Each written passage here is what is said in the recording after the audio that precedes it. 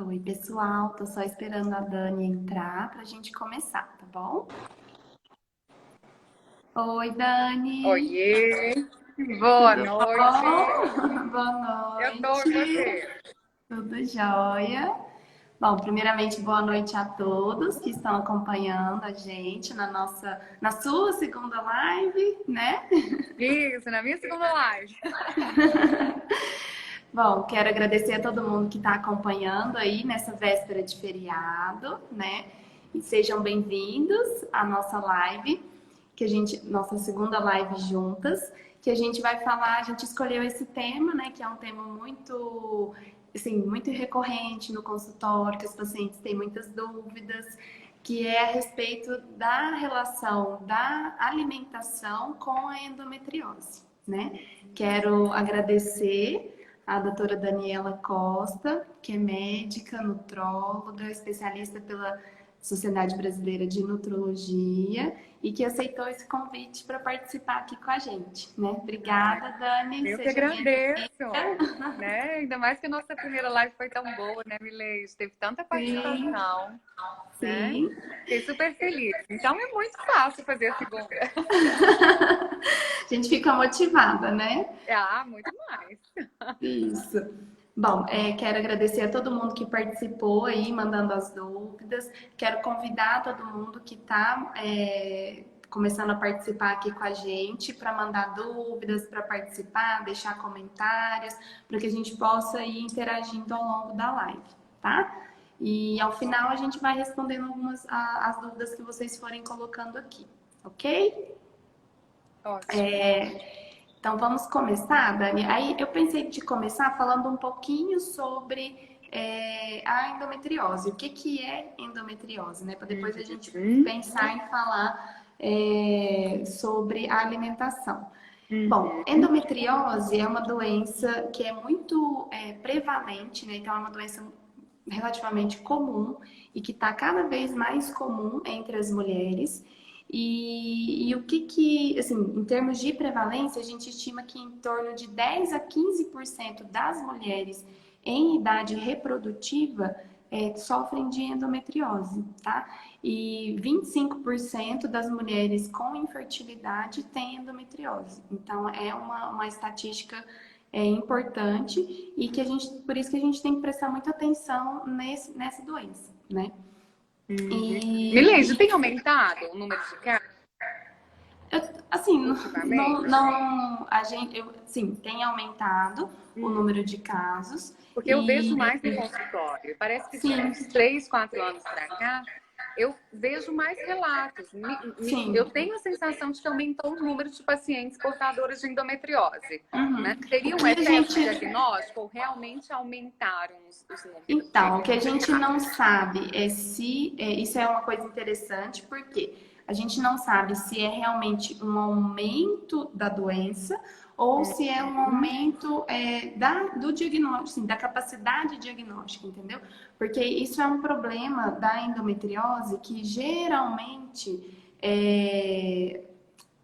assim, pelos estudos, falam que o ginecologista, o médico, a paciente, né, demora em torno de 7 a 10 anos para ter o diagnóstico de endometriose. Então, muitas vezes, ela vai andando de ginecologista ou de clínico, às vezes vai no gastro, às Sim. vezes vai até no psiquiatra, porque tem uma dificuldade de adaptação, acha que às vezes tem algum problema porque sente dor na relação e fala, gente, mas eu não sou normal, por que eu tenho tanta cólica, entendeu?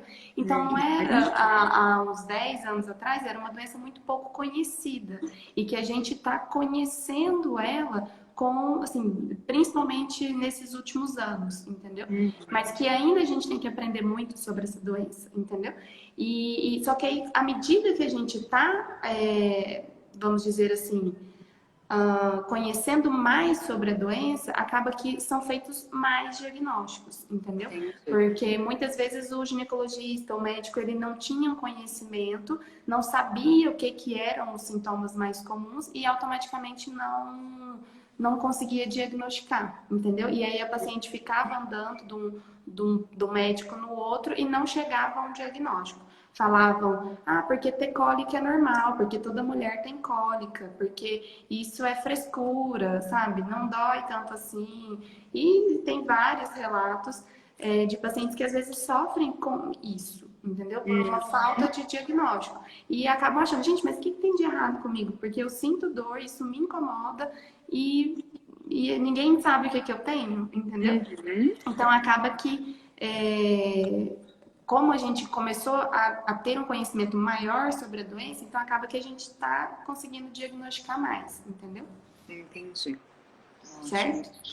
Bom, então assim, aí voltando a falar sobre essa questão do que é endometriose, a gente, o que seria isso, né? A camadinha interna do útero, que é onde é produzido o sangue que sai na menstruação, ela chama endométrio, tá? Só um termo técnico, assim, para os pacientes entenderem, para quem tá acompanhando. E a endometriose seria a presença dessa célula endometrial, do endométrio, fora do útero, certo? Então, o endométrio, ele vai, por exemplo, as células endometriais, né, são encontradas na superfície do ovário, intestino, bexiga, útero, na parte externa, né? E em qualquer região de dentro da barriga, vamos dizer assim, entendeu? E o que acontece? Como as células do endométrio são as células que saem via vaginal durante a menstruação, essas células que estão fora do útero e que estão lá dentro da barriga, elas também sangram toda vez que a mulher menstrua, tá? Então acaba que a mulher tem a menstruação normal, via vaginal, e lá dentro da barriga ela também tem esse sangramento, entendeu? E aí esse sangue que cai dentro da barriga é o que provoca a cólica. Então, geralmente, porque ele é irritativo, ele gera uma inflamação, tá? A endometriose ela é uma doença inflamatória, né? Que esse sangue causa ali dentro da barriga. Então, esse sangue ele faz com que a paciente tenha uma dor mais intensa durante o período menstrual. Então, inicialmente, né, o primeiro sintoma que geralmente a paciente relata é uma cólica menstrual muito forte. Assim, muito forte, às vezes incapacitante, aquela mulher que fala, eu não consigo trabalhar quando eu estou menstruada, entendeu? Então, é uma cólica bem intensa. E aí, à medida que vai tendo esse sangramento dentro da barriga, vai... minha câmera tá desfocada, alguém falou aqui, vamos ver. Vou tentar focar melhor. Mas voltou agora. Voltou? Então, à medida que vai tendo esse sangramento dentro da barriga, vai acontecendo esse processo inflamatório, liberação de citocinas, de substâncias de inflamação, né? E podem começar a gerar aderências, então as estruturas podem começar a grudar umas nas outras, né? Isso faz com que a paciente comece a sentir dor também fora do período menstrual. Então é aquela paciente que já chega para mim e fala assim: Mileide, eu sinto cólica, né, muito intensa na época da menstruação, mas fora da menstruação eu também sinto dor. Eu tenho dor o mês inteiro. Eu fico 3 dias sem dor, entendeu? E aí também por esse processo de inflamação podem gerar cicatrizes ou áreas de fibrose, que são áreas de espessamento. E dependendo da localização dessas áreas de fibrose, de espessamento, a paciente vai tendo sintomas. Então, por exemplo, se ela tem essas áreas de espessamento atrás do útero, então atrás do colo do útero, quando ela vai ter, por exemplo, relação sexual, que o pênis encosta nessa área, principalmente nas posições mais profundas, por exemplo, de 4 apoios, onde o pênis encosta diretamente no fundo vaginal, ela sente muita dor e às vezes uma dor incapacitante, que ela tem que parar a relação para se recuperar, porque ela não consegue, porque a dor é muito forte. Então, o sintoma é muito relacionado a onde está a doença. Por exemplo, se ela tem uma endometriose na superfície da bexiga, muitas vezes, dependendo do grau de invasão da bexiga, né, em termos de profundidade, às vezes toda vez que ela fica menstruada, ela tem dor para fazer xixi, aí ela acha que ela tem a infecção urinária, ou às vezes ela pode começar a ter sangramento no xixi, quando está menstruada, por exemplo. Se pega, por exemplo, o intestino, ela pode ter sintomas, por exemplo, de diarreia, pode ter sintomas de dor na hora de evacuar quando está menstruada, né? E até às vezes sangramento nas fezes, né? Então vai depender muito da onde está a localização. A gente, em graus mais severos da endometriose, a gente pode ter assim, até endometriose no diafragma, que é um músculo que a gente tem na parte mais superior do abdômen, né? E às vezes a paciente fala assim, nossa, mas toda vez que eu tô menstruada, eu tenho uma dor aqui em cima que vai para as costas. E outro sintoma muito comum seria a infertilidade, que é a dificuldade da mulher conseguir engravidar, entendeu? Então, esses são os sintomas mais comuns.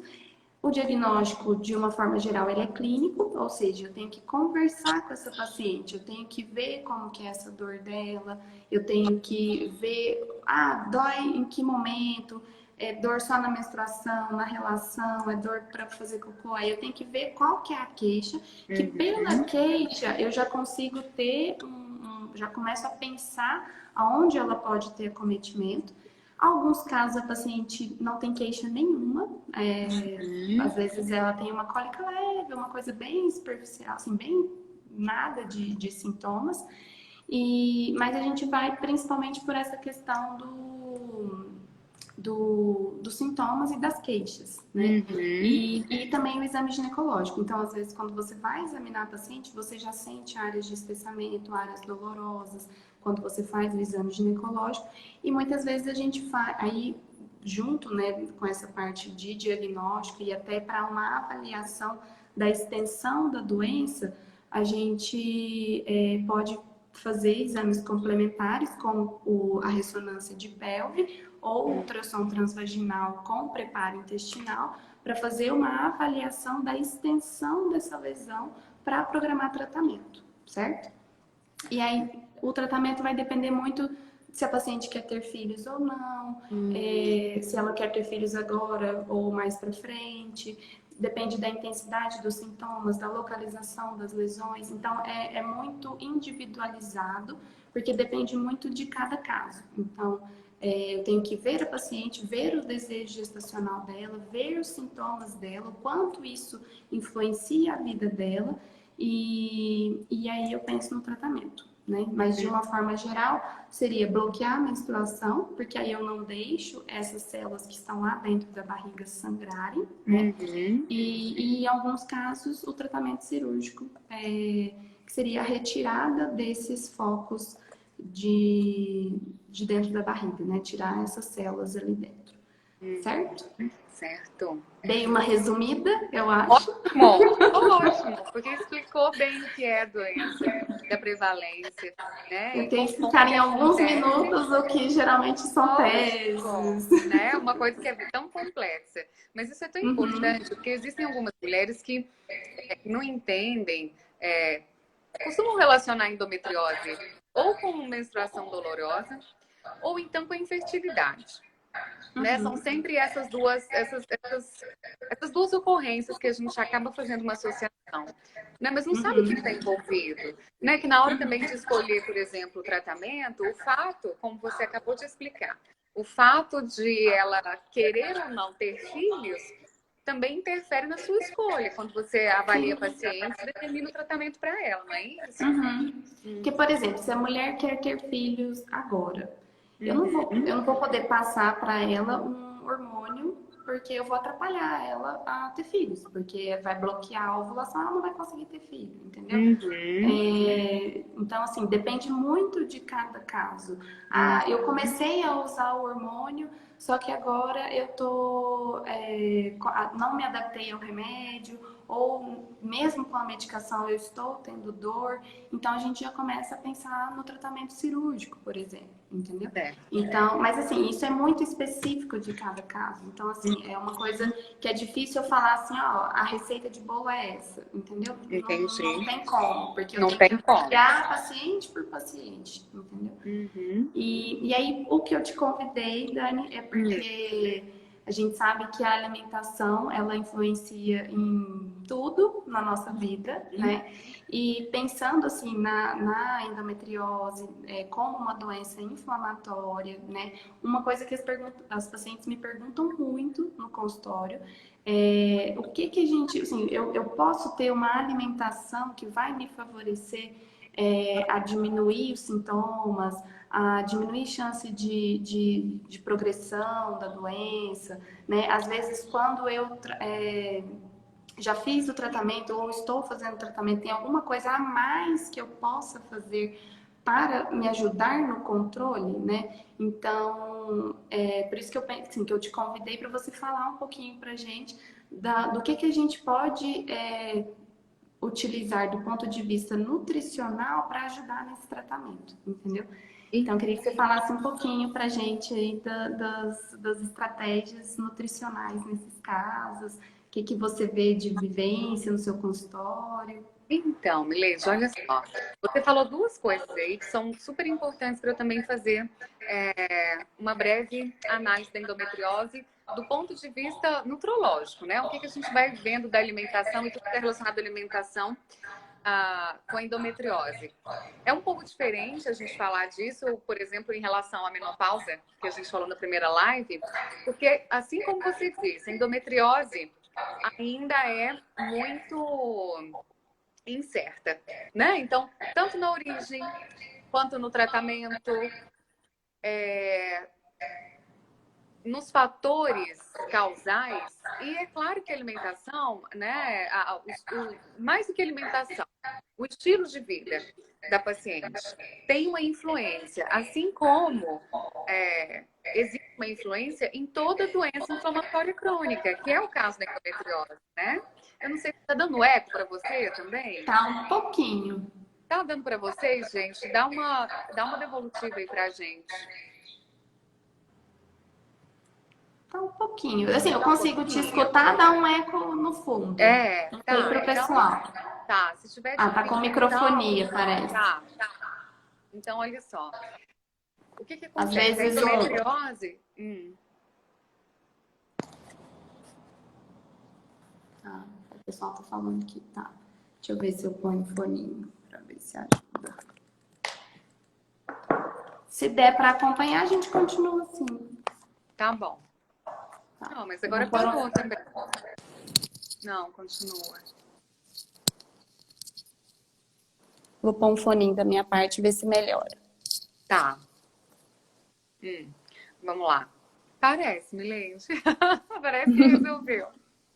Olha Tá só, ótimo. então, a endometriose é uma doença inflamatória crônica. Uhum. Né? Então, toda doença inflamatória crônica, o que a gente vem estudando nos últimos anos, principalmente relacionado ao estudo em medicina do estilo de vida, que é essa área da medicina que ainda vai acabar se tornando uma especialidade, porque tudo que tem relação, que relaciona os nossos hábitos, né? Desde a atividade física que a gente faz, a alimentação que a gente adota, a qualidade do nosso sono, nossa saúde emocional, as relações sociais que nós temos, até o que nós chamamos de espiritualidade, né? Que é muito mais do que religião, não tem relação com isso. Essa coisa também de a gente acreditar num poder maior, superior a nós e que nos garante fé, né? Ou uma outra alternativa para que a gente melhore. Todos esses fatores, eles acabam fazendo ali uma espécie de roda do estilo de vida, e todos eles, então, vão ter uma interferência em doenças inflamatórias crônicas. Então, doenças inflamatórias crônicas, a gente relaciona essas doenças de hábitos, né? Então, o que a gente tem mais comum, como a gente já até comentou na live passada?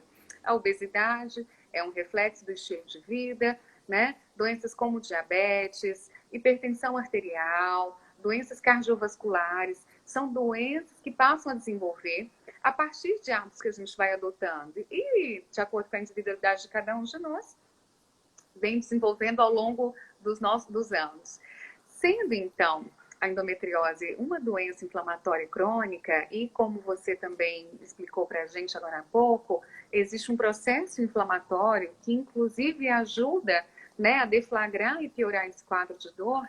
O que se tem falado na nutrologia, na nutrição, é que nós precisamos manter essa cascata inflamatória sob controle. Então, como que a gente mantém essa cascata inflamatória sob controle, né? Para não deixar essa doença progredir, né? Ou pelo menos ajudar a não piorar a progressão, né? E também para controlar o quadro de dor. Então, no geral, ganhar gordura corporal piora o problema. Quanto mais gordura corporal, maior vai ser a intensidade do processo inflamatório sistêmico. Então, eu começo a produzir mais substância inflamatória, lanço essa substância inflamatória no meu sangue, e aí qualquer processo inflamatório que pode acontecer por outras causas, como por exemplo endometriose, vai ser exacerbado, vai ficar pior, né, com essa inflamação. Essa inflamação, então, ela é provocada pelo ganho de peso que vem com consequência de uma alimentação mais rica em gordura, gorduras saturadas, como gordura de carne vermelha. Não estou dizendo aqui, gente, que não pode comer. O que eu estou dizendo é o excesso. Até o momento, nós falamos em excesso, né? A carne vermelha, nós sabemos que ela tem um potencial inflamatório maior. Então, o controle da carne vermelha é interessante. Controlar os alimentos que podem oferecer mais gordura saturada, principalmente do tipo ômega 6, que são esses óleos que a gente prepara comida, a não ser o azeite, alimentos muito processados que também contêm gordura, né? Esses alimentos embutidos. Os embutidos a gente tem que evitar, se possível, esse sim. Quanto menos possível consumir, melhor. E o açúcar, né? O excesso de açúcar, porque o açúcar tem uma capacidade também de provocar ali alterações hormonais que aumentam esse quadro inflamatório. Então, essa orientação geral está muito ligada à inflamação, né? Que é também a mesma orientação que a gente, em geral, faz para essas doenças crônicas ligadas ao estilo de vida. Sim. Agora, existem outras sugestões, como alguns alimentos que, por exemplo, possuem fitoestrógenos, que são substâncias que se comportam semelhante ao estrogênio feminino, e que se especula dizer que a gente tem que evitar. Eu não digo evitar, porque o fitoestrógeno, né, essa substância dos alimentos, é claro que a potência dela em fazer uma interação com o sistema hormonal feminino é menor do que o próprio estrogênio da mulher, ou do que o estrogênio que é usado, né, nos hormônios que a gente faz o tratamento.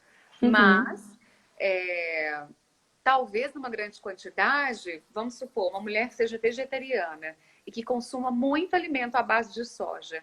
A soja é um alimento classicamente possuidor de um tipo de fitoestrógeno. Então, talvez o aconselhável seja para essa mulher fazer uma redução do consumo de soja e a substituição por outras fontes vegetais de proteína. Né? Semente de linhaça, ela tem um certo fitoestrógeno. A gente não consome semente de linhaça numa grande quantidade todos os dias, até porque não existe essa recomendação. Mas se você vai acumulando, então, esses alimentos que são exemplos de fitoestrógeno, pode ser que isso piore. Eu consigo ver isso na prática clínica, mas para mulheres, sobretudo vegetarianas, porque tem na soja um alimento classicamente usado para fazer a substituição da proteína, né, animal. Geral, e a gente sabe que a endometriose, ela é hormônio dependente, né? Então, ela tem muita influência hormonal, principalmente de estrogênio, né? Então, quando você usa, por exemplo, os derivados da soja, é igual quando a gente pensa lá na reposição hormonal, né? Na reposição hormonal, a gente utiliza muitos derivados da soja para uma questão de alívio dos sintomas da menopausa, porque a gente estaria dando alguma coisa semelhante a estrogênio. Só que fazendo uma correlação com a endometriose, como ela é hormônio dependente, então evitar esse tipo de alimento pode ajudar, né? Então é isso que você quis dizer, né? Além de hábitos como diminuição de açúcar, né? Obesidade, essas coisas que também estão relacionadas com com Isso. inflamação. Olha, o controle em geral. O que a gente pode fazer, não só aquilo que é interessante para ajudar no controle da endometriose, mas também aquilo que eu deixo de fazer. Eu preciso ter noção dos atos que eu não tenho e que podem me prejudicar nesse sentido. Então, uma coisa que é muito... estudos são quase unânimes, é que aquelas mulheres que têm um histórico de prática de atividade física frequente, principalmente quando elas iniciam atividade física ainda mais jovens, né, ali no início da fase adulta, elas provavelmente elas têm uma chance menor de desenvolverem endometriose, mesmo ela tendo uma certa propensão. Concorda comigo? Concordo. Isso chega a ser, a gente pode dizer até que é protetivo, né? Assim como é para algumas outras doenças crônicas. E aí, quando eu pratico atividade física, quando eu tenho uma alimentação mais do tipo comida de verdade, né? Alimentos mais variados, comida que eu cozinho mesmo, ao invés de ir ali, pegar um pacote, comprar alguma uma coisa bolacha. pronta, justamente. Então, assim, quando eu aumento o nível de alimentos mais naturais, eu estou então aumentando o aporte de nutrientes que tem poder antioxidante. O processo inflamatório, ele vem junto com o processo oxidativo. Se eu aumento o nível de antioxidantes, né, que eu ofereço na minha ingesta, na minha alimentação, eu então estou tendo uma medida de proteção ou até uma medida de alívio para esse processo inflamatório. Pode ter repercussão, sobretudo na dor, né, que é realmente o que mais aparece no quadro, né, que é em relação à inflamação. Então, mais alimentos naturais, variados, para que a gente tenha nutrientes mais antioxidantes. Ao invés de eu consumir tanta gordura, do tipo ômega 6, essas gorduras que eu disse dos alimentos processados, dos embutidos, né? Do presunto, do salame, inclusive o peito de peru. Né? É preferível que você coma uma carne do que você ir lá e comer peito de peru. O peito de peru, né? Que às vezes a gente virou muita moda de colocar peito de peru aí em dietas mais engessadinhas e que são prescritas geralmente para perda de peso. E aí eu posso oferecer também algumas outras gorduras que são saudáveis e que a gente não tem o hábito na nossa alimentação de ingerir na quantidade adequada, que seriam as gorduras do tipo ômega 3. Né? Isso que eu ia te perguntar. Isso! Então, já adiantando. O ômega 3 ele é uma gordura muito, muito importante. Por que a gente diz que o ômega, né, ele tem um potencial importante para a saúde? Para alguns casos, como doença cardiovascular, ainda existem algumas controvérsias, né? Mas o ômega 3, ele participa dessa cascata de inflamação, que a gente começou a dizer.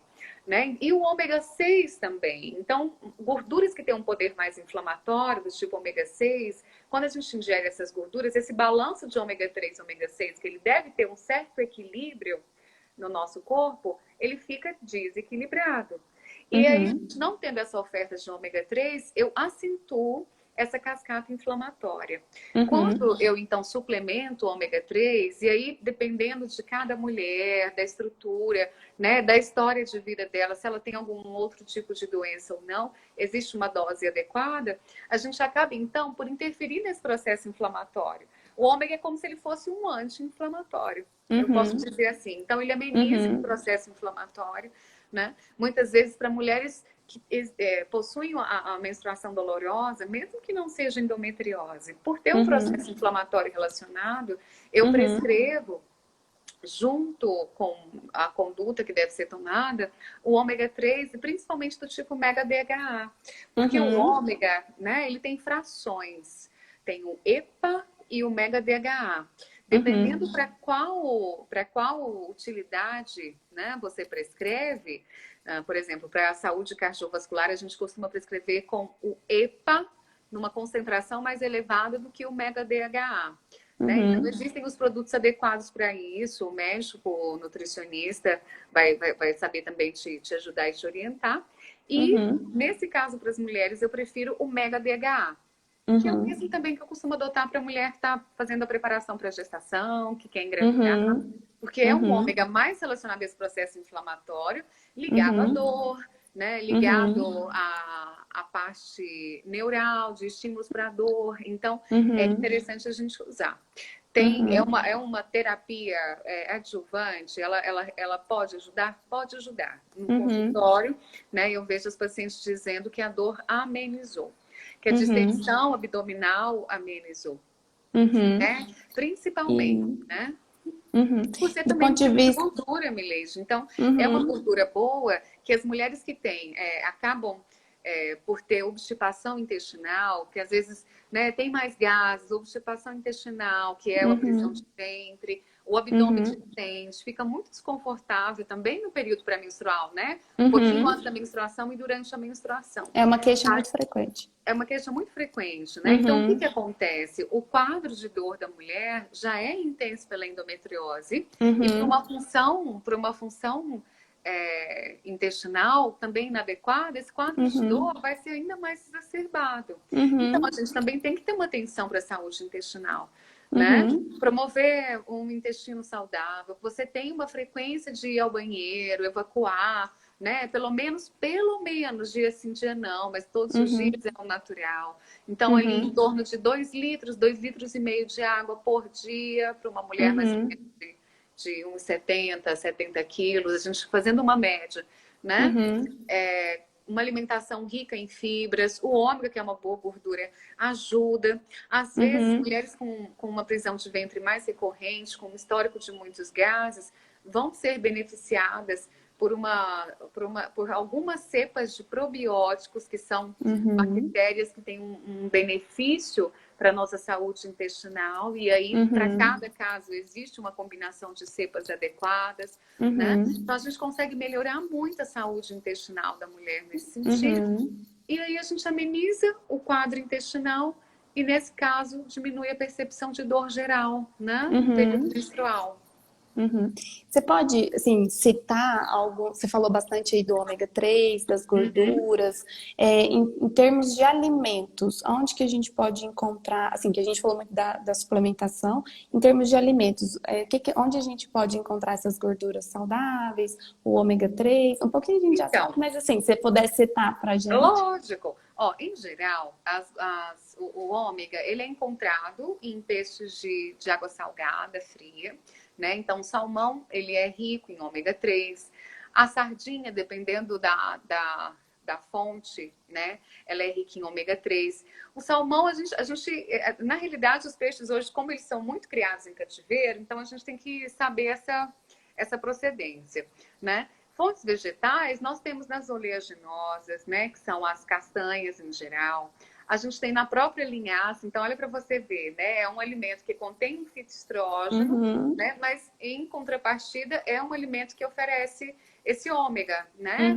A uhum, semente de chia, ela oferece ômega 3, né? E você me uhum, pergunta, Daniela, a absorção é interessante? A gente consegue, com esses alimentos, normalmente ter um aporte interessante de ômega 3? Depende, porque são alimentos que a uhum. gente não costuma consumir numa quantidade muito De, importante, né? E é uhum, por isso que eu acabo, até mesmo pela praticidade, para a gente ter certeza da procedência desse ômega, eu acabo suplementando, Milete. uhum, Mas para uhum, suplementar o ômega, existem várias marcas no mercado, várias. E isso é uhum, muito importante dizer para que as pessoas entendam que o ômega 3, se ele é retirado ali do peixe, né, de água salgada, então esse ômega acumulado no peixe, ele também vem sendo acumulado ao longo da cadeia alimentar. Então, o que que acontece? uhum, Da mesma forma que eu acumulei o ômega nesse peixe, eu também posso ter acumulado chumbo, mercúrio, uhum, metais pesados. E aí eu posso uhum, até ter ali encapsulado no ômega que eu comprei uma boa quantidade de ômega 3. Porém, uhum, ela vai vir com muito metal pesado. Por isso que existe uhum, uma certificação de qualidade do ômega 3 para poder garantir a quantidade ideal de ômega e também, né, que exista o mínimo possível de metal pesado do que é né, ruim. nesse isso, porque o que que Uhum, acontece? O metal pesado, ele consegue fazer algumas alterações, tanto hormonais, quanto piorar o quadro inflamatório. Então, às vezes, você compra uhum, qualquer ômega, na realidade, você está piorando a sua saúde. Seria até melhor se você uhum, não estivesse usando nada. Então, uhum, existem algumas marcas no Brasil, né? E elas têm que, geralmente, quando elas têm o certificado IFOS no rótulo, né? Isso não é uhum. uma propaganda, isso é para a gente poder certificar mesmo a qualidade do produto, é como se fosse um Inmetro, dos ômegas. A IFOS é IFOS. Então, é uma certificação de qualidade. Aí você pode comprar com tranquilidade. Que é vistoriado, passa por uma fiscalização, é mais seguro, isso. né? Mais seguro. É mais seguro. Ótimo. Perfeito. Adorei essa parte das gorduras. Bom, mais alguma coisa do ponto de vista alimentar que você lembra de falar? Olha, alimentar, assim, como a gente está comentando, eu acho que na maioria das vezes é isso mesmo, em relação a mais nutrientes que têm uma capacidade de modular a inflamação, essa suplementação. Mas eu também quero falar de algumas coisas que ultimamente, quando está estudando e falando muito relacionando essa parte nutrológica, nutrição e endometriose, a gente está falando nos disruptores endócrinos. Então, disruptores endócrinos, esse nome Explica complicado, né? Na realidade é o quê? São substâncias que podem ser desde medicação a certos materiais que existem na nossa rotina, né? E que eles têm uma capacidade de interagir com o nosso metabolismo, com os nossos órgãos produtores de hormônios. Então, são ou alimentos, ou substâncias, né, ou materiais que, no contato conosco, podem alterar a nossa secreção hormonal. E isso traz problemas, né? No caso da mulher, alguns disruptores, eles podem realmente interferir com o ciclo menstrual, eles podem piorar o quadro inflamatório, eles podem, inclusive, contribuir para a infertilidade. Então, o que a gente tem de mais comum de disruptor? Pesticidas, que são os agrotóxicos usados. Então, dizer para que mulheres portadoras de endometriose, de forma alguma, consumam alimentos que não sejam orgânicos, é um radicalismo, porque a gente também não tem um acesso muito facilitado ao orgânico. Mas a gente sabe que alimentos orgânicos, eles não contêm, então, né, no geral, eles não contêm a adoção de agrotóxico, se for possível para você. Se você tiver acesso e puder priorizar mais os alimentos vegetais e orgânicos, melhor. Tá? E também o bisfenol A. O bisfenol A ficou muito famoso aí nos últimos anos. É uma substância que ela está muito presente nos plásticos. Muito presente, né? Nas mamadeiras. Tanto que foi lançado, né, pela Endocrine Society, a Sociedade Americana de Endocrinologia, fez, né, essa regra, e aí o Brasil também entrou na onda dela, para que proibisse a adoção desse bisfenol A nas mamadeiras das crianças, né? Porque até mesmo a exposição intrauterina, né, do bebê, ele nem nasceu ainda, mas esse contato da mãe com esse tipo de substância, do bisfenol, muito comum através do plástico, através de principalmente de plásticos que você acaba deixando ali, por exemplo, uma marmitinha, leva para o micro-ondas, aquece esse plástico e aí pode liberar esse bisfenol A. Né? Então, as crianças também poderiam ter contato, a mãe pode ter contato, pode transmitir esse contato, então, para o bebê. E o bisfenol A, ele tem uma capacidade de se comportar muito similar, muito similar ao hormônio da tireoide, que estimula a tireoide a funcionar, e também a estrogênio, que, como você mesma disse, é o hormônio que acaba alimentando, no caso, né, a endometriose. Então, isso, hoje em dia, é um dos estudos que relacionam a endometriose a estilos de vida ou algumas coisas que fazem parte do ambiente que mais está estabelecido. Então, é evitar, né? O que você adota, tudo que você puder ter de recipientes que você consome os seus alimentos, troca por vidro, se for possível. É o mais garantido, né? E evitar, se estiver em plástico, evitar de levar esse plástico para o micro-ondas, ou num recipiente plástico, ou num saco plástico, o que for possível de fazer a conversão para vidro no seu dia a dia, melhor.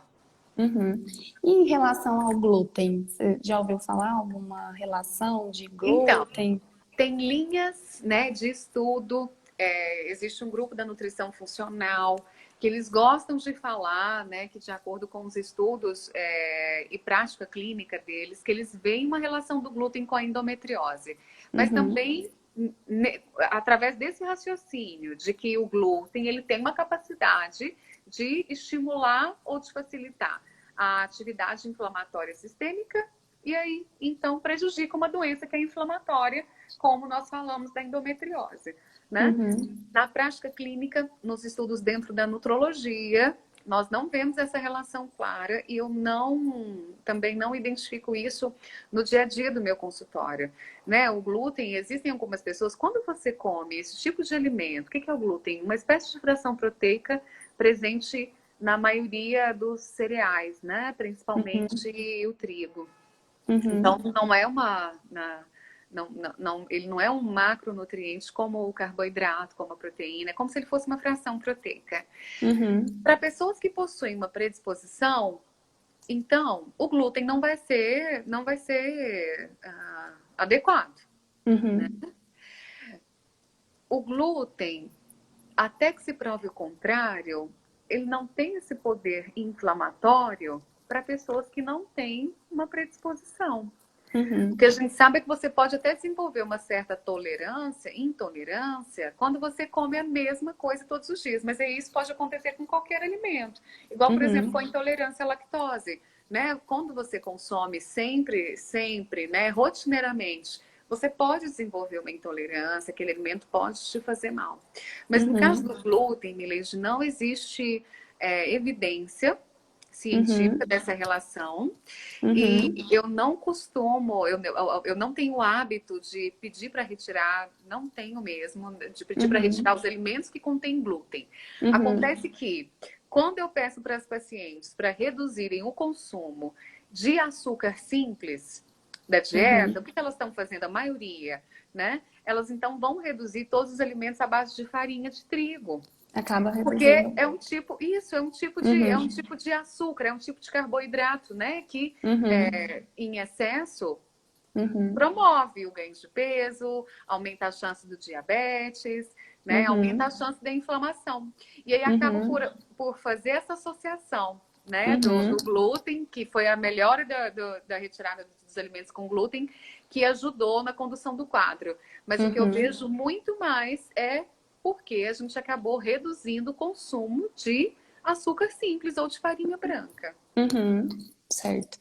Me perguntaram também nas perguntas que eu deixei, eu já vou colocando as perguntas aqui e a gente vai discutindo.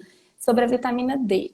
Você tem... O que você pensa de relação de vitamina D com endometriose? Do mesmo jeito, né? A vitamina D tem tanta coisa. Todos os dias surge uma possibilidade de ação da vitamina D. Mas a vitamina D realmente ela é muito poderosa, porque ela é muito mais um hormônio do que uma vitamina.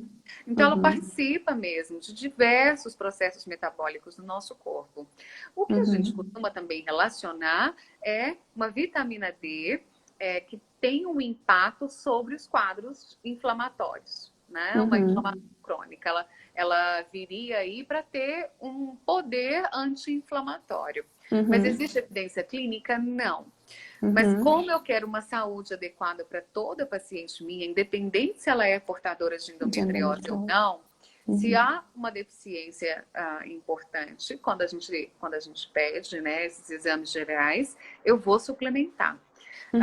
Doutora, por que você não pede para o paciente somente se expor ao sol? Né? Primeiro que dependendo do paciente, eu não quero que ele fique no horário mais adequado de vitamina D exposto ao sol, porque também é o horário mais propenso para câncer de pele, né? Que é entre 10 horas e 3 horas da tarde. Sol, como diz a minha mãe, é vida. Então, assim, é interessante mesmo a gente ter uma certa exposição. Mas muitos pacientes... principalmente pacientes com sobrepeso, com obesidade ou com disfunções metabólicas como o diabetes, não vão produzir vitamina D, né, naturalmente, né, de forma adequada. Então, a gente suplementa. Eu vou fazer uma suplementação no meu paciente muito mais para que a saúde em geral dele fique melhor, para que qualquer possibilidade de inflamação geral diminua. E aí sim, isso vai ter uma repercussão positiva na condução de qualquer doença, como endometriose de caráter inflamatório. Ótimo. Mas evidência não tem, tá? Ela não tem.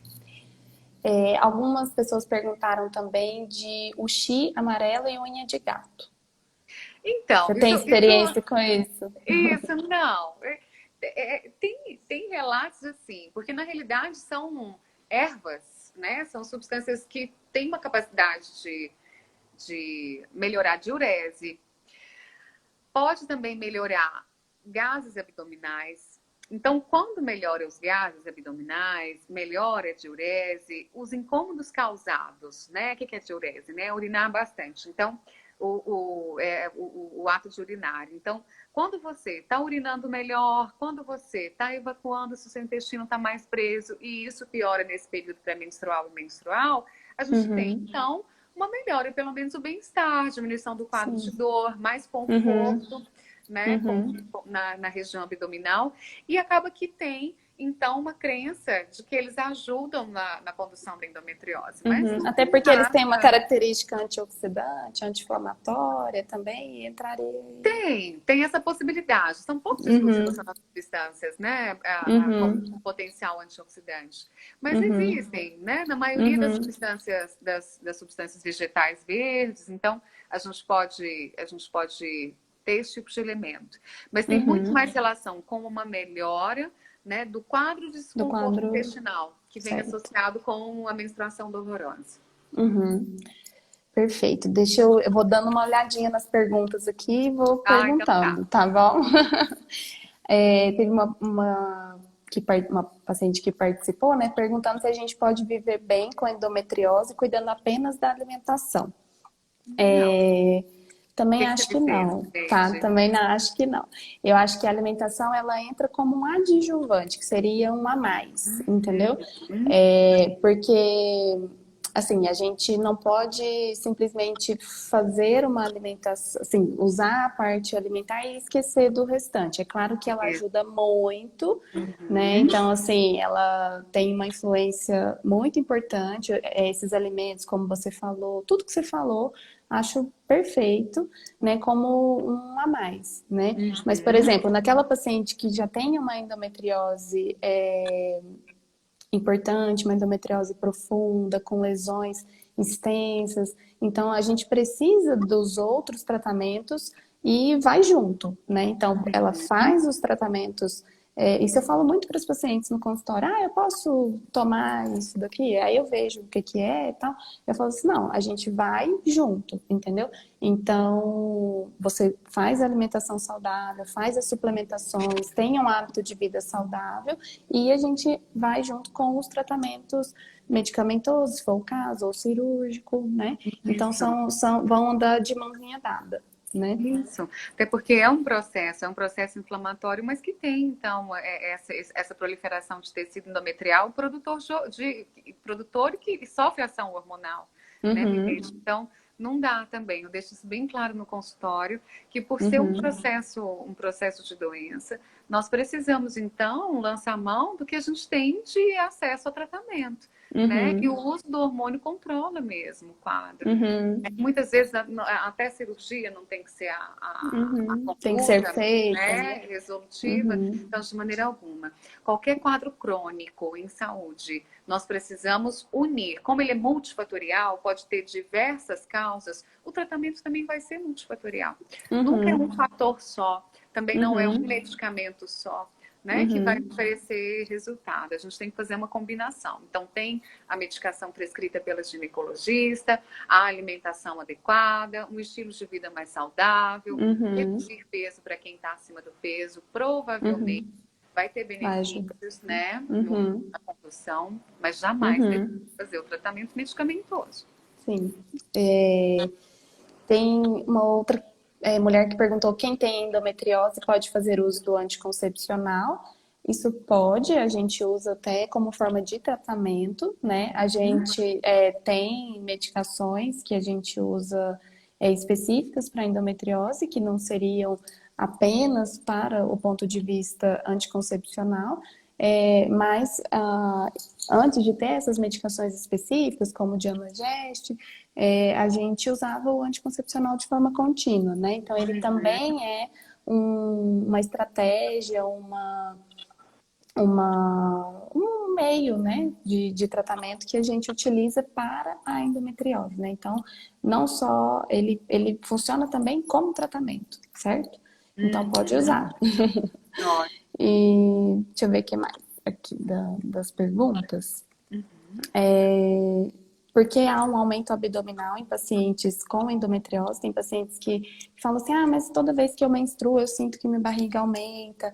É justamente por essas questões intestinais que você falou, então a gente tem uma distensão mesmo, né? Todo esse processo inflamatório, intestinal, tudo faz com que você tenha um pouco a sensação de distensão, por causa também da dor, da inflamação, e até pela distensão do funcionamento intestinal mesmo, né? Então, a paciente ela pode sentir isso, sente que está inchada, sente que está inflamada mesmo, né? E não é porque, Então, e aí é até interessante, Milady, a gente dizer, não é porque também isso acontece na menstruação que quer dizer, então, então provavelmente você tem endometriose. Não, não é por aí, não, também, né? não é por aí. Então, isso tem que ser sempre investigado, né? Qualquer Uhum, alteração do ciclo menstrual tem que ser olhado, não adianta, é como você mesma disse, existem uhum, casos que precisam ser olhados até de uma forma mais minuciosa, né? uhum. Então não é por aí. Perguntaram também sobre a retirada do útero pode ajudar na diminuição e redução da endometriose.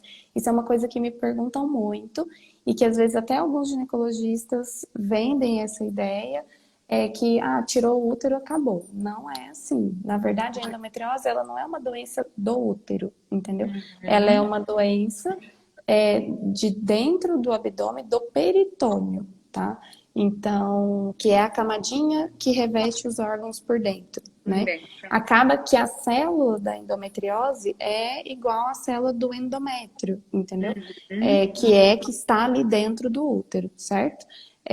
Mas assim, você retirar o útero, se você tira o útero, mas não tira esses foquinhos que estão lá dentro da barriga, né, do fora do útero, a paciente vai continuar tendo dor, a paciente vai continuar tendo todos os sintomas da endometriose, porque esses foquinhos ali, eles vão continuar sangrando todo mês, então não é retirar o útero que resolve, certo? É claro que em pacientes que já estão próximas a entrar na menopausa ou que já têm os filhos que queriam ter, né? Não desejam ter Isso, filhos. muitas vezes a gente tira o útero. Uhum. Por quê? Porque muitas vezes a endometriose está associada à adenomiose, que é uma doença do útero, tá? Então, que também pode dar dor, cólica, aumento de sangramento, né? Seriam miomas uterinos, Milene? São os Não, não miomas? seria os É miomas, outra seria a doença. adenomiose, que é quando as Adenomiose. células do endométrio crescem para dentro da musculatura uterina. Então, a paciente tem sintomas semelhantes, como dor abdominal, cólica, só que aí ela tem aumento de fluxo menstrual, que a adenomiose pode dar, sensação de plenitude abdominal que está inchada, entendeu? Então, muitas vezes, como elas têm uma certa relação, eu falo que elas são primas, a gente, em pacientes que já estão com a prole constituída, né, já tem os filhos que queria ter, a gente pode retirar o útero como uma forma de também aliviar quando tem essa doença central, que seria no útero. Mas para tratar, você tem que tratar o que está fora do útero, na barriga, entendeu? Tanto que mulheres que querem engravidar, que às vezes estão com dificuldade, como eu disse, 25% das mulheres com infertilidade têm endometriose, então a gente tem que tratar os foquinhos ali, né? Então é uma forma de tratamento que ajuda essas pacientes com infertilidade, que querem engravidar, né? E por diminuir esse processo inflamatório pélvico e por provocar uma liberação das aderências que às vezes atrapalham o processo de gravidez, entendeu?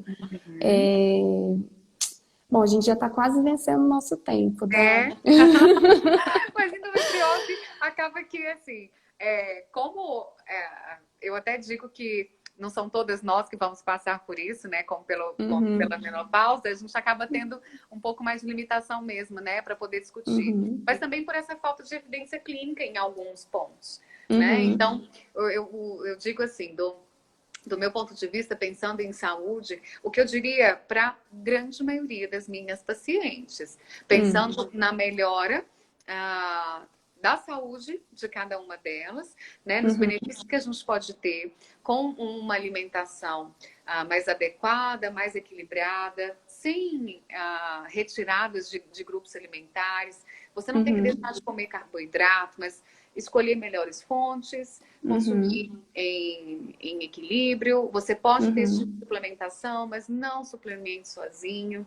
Às vezes você indo até uma farmácia, fazendo a compra de qualquer suplemento, imaginando que aquilo não vai te prejudicar, lembra que a mesma vitamina, que tem um poder antioxidante, dependendo da forma como você usa e a quantidade, ela tem uma capacidade pró-oxidante, então ela vai ter um efeito oposto à atividade física, ter mais cuidado, então, com alguns alimentos como o excesso de gordura, esses alimentos embutidos. Em geral, é isso para que a gente controle a inflamação, né? E para que a gente tenha, então, uma composição corporal melhor, porque quanto mais gordura corporal ou gordura corporal em excesso, a gente piora esse processo inflamatório. Aí é para qualquer doença, né? Tomar cuidado com esses disruptores como o pesticida, né? Como os agrotóxicos e como o bisfenol A dos plásticos, porque eles realmente têm uma capacidade de alterar a secreção hormonal. No geral é isso, e a gente promete que quando tiver mais evidência, sempre a gente vai dando notícias. Sim, tiveram muitas dúvidas que a gente não conseguiu falar aqui. Eu me comprometo com todo mundo que acompanhou, que ficou até o final, que deixou as suas dúvidas, tá? Que a gente... Eu vou falar com a Dani, né? Eu acho que você topa, Dani. Lógico, já tô... vai ser um prazer, que é isso. Que a gente pode fazer post nos stories ou gravar alguns vídeos respondendo essas duvidazinhas que ficou em haver, vamos dizer assim, que eu fui anotando aqui, mas acabou que eu sei que algumas a gente não conseguiu abordar. Eu fui tentando perguntar, tentando incluir temas das perguntas quando eu te fazia as perguntas na discussão, mas eu vi que algumas... são mais comuns, né, Milene? Isso. As que mais se repetiram, a gente tentou Sim, resolver. a gente tentou abordar de uma forma geral, a gente tem um tempo que não pode extrapolar de 1 hora, né? E aí a gente, as outras perguntas a gente responde pelos stories, pelas nossas redes sociais, tá? Claro, No consultório, tá? Isso, então, vai ser um prazer. Quero agradecer, então, Dani, quero agradecer a todas e todos que ficaram aqui, que acompanharam, que participaram. Adorei a interação de todo mundo.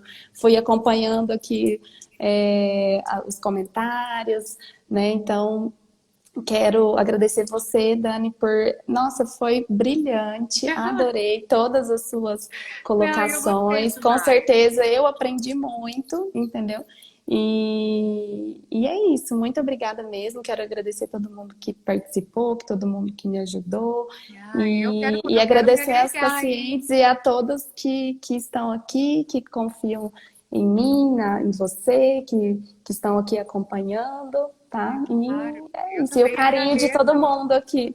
Eu também agradeço, foi um prazer. Nossas 2 lives foram ótimas, né? A gente se compromete a elaborar novos roteiros, né? Ainda mais, sobretudo, ultimamente eu tenho concentrado muitos atendimentos, né, em saúde da mulher, até porque, né, a grande parte do público do meu consultório é feminina. E são tantas as dúvidas que muitas vezes, né, a gente precisa de a consulta ginecológica fazer parte da vida da mulher. E muitas vezes as mulheres ainda estão falhando nessa necessidade de uma rotina no consultório ginecológico.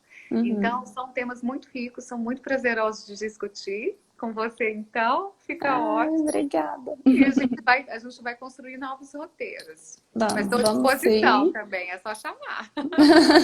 Pode deixar que eu chamo sim, tá? Obrigada. Quero agradecer de novo, agradecer novamente todo mundo que está aqui e a gente vai responder essas perguntinhas então depois nas redes, tá bom? Então, e eu vou deixar essa live disponível no IGTV e depois eu vou postar no meu canal do YouTube. Para quem não conseguiu assistir, poder assistir depois, tá bom?